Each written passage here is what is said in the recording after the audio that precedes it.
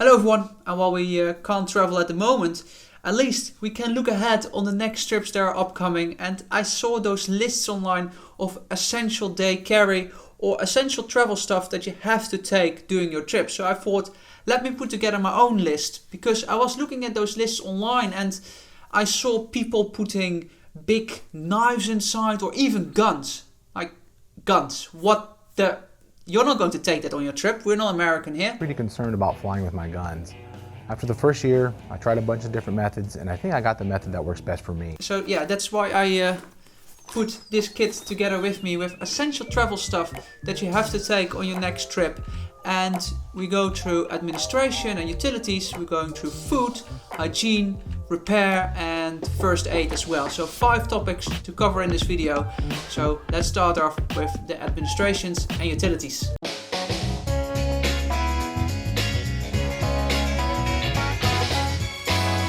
yeah, the first item I have here from the back is a locker, because you can never go wrong with locking your bag somewhere. And this is one based on the key. I also like a numeric key code that you put in.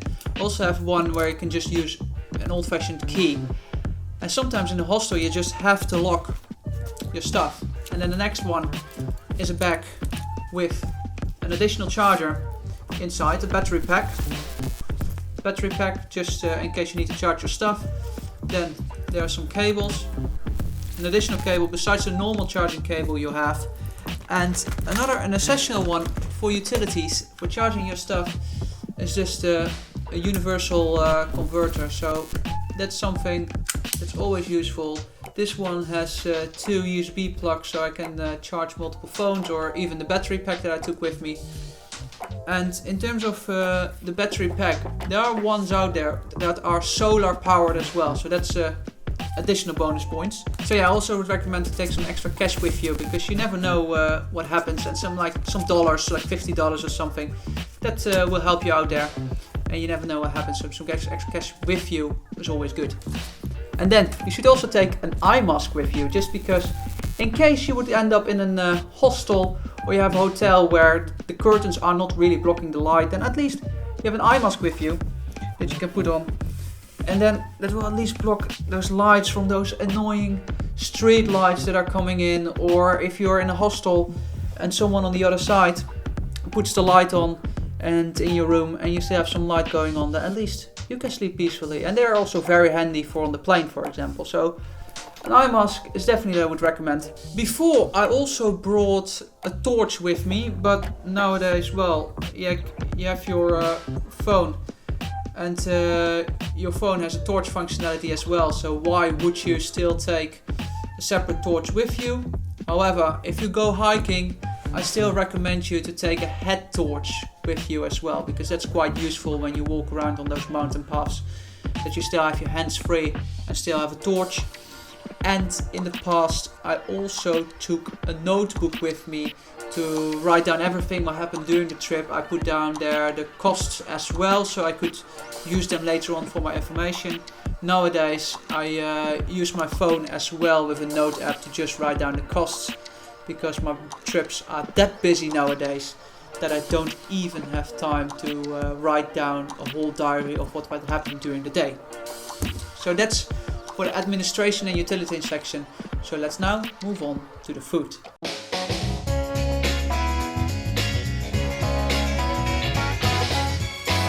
So first of all, in the food section is to take a refillable water bottle with you, because water is essential, and it's better to take a refillable bottle because whenever you are, you can just refill it and you always have water with you, and it's also sustainable. And then there's only one other thing in this food section I have to cover, and that's dextro energy. And those tablets, it's just basically sugar-based, I think it's grape sugar. It just gives you a bunch of energy. And this had once saved my life. I was walking in Uganda with a planning that was we would go out in the morning, have lunch somewhere, come back in the evening and then have dinner. In the end, we went out before breakfast, we didn't have anything, hiked the whole day, went on a canoe, did loads of stuff, we didn't have dinner till the end of the day. and I was starving and loads with others, and someone during this trip had some extra energy, and without this I'm pretty sure I couldn't have made it back for some dinner and I would have fainted. So this can just help you just at the last moment when you're lack of energy. And let's move on to the hygiene section.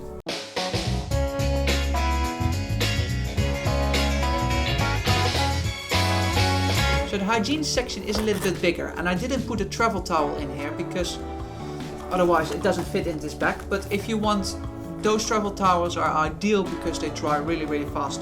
But deodorant is an essential, especially those ones that you can use without the liquid thing. So those go through security without liquid scanning. That's very helpful. Then some floss in case you need it at some point and something got stuck between your teeth. Then hand sanitizer in this COVID climate, even more essential than ever. Sunscreen, which you definitely need at some point during your trip because we don't get a lot of sun here. And when you go out, the first days I definitely need to use sunscreen, otherwise I will be as red as a lobster. Then those travel toothbrushes are ideal. I brush electric at home, but because those are foldable, it's just great to have those with you. And then of course toothpaste as well, that's inside, some toothpaste. I was trying to find toothpaste that we normally use, and those are those tablet ones. So that's the same as with the deodorant. Then instead you have toothpaste that don't take any liquid space in there, and you just suck on them a bit and it becomes like a toothpaste in your mouth, and then you can use them for brushing. Ideal. So then let's move on to the first aid section.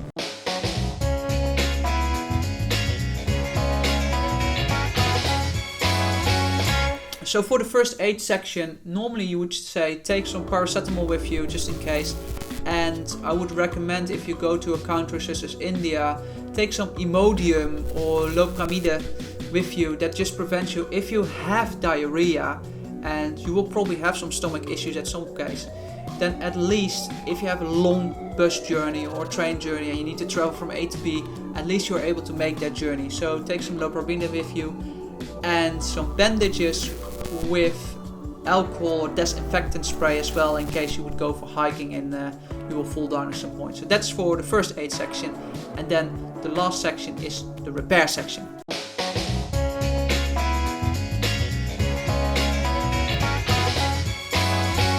So in the repair section, normally you would see people taking a Swiss knife, and I've been guilty on that. I took a Swiss knife before with me as well, which is quite useful, but I realize I'm not using it most of the time anymore, and most of the time there is someone in the neighborhood or someone where I can borrow something from that does the job. I don't take duct tape with me either.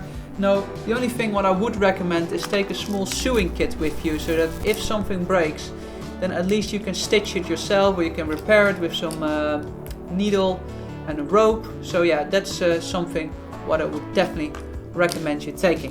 And yeah, I think that's it, what I think is essential to carry with you on your travel trips.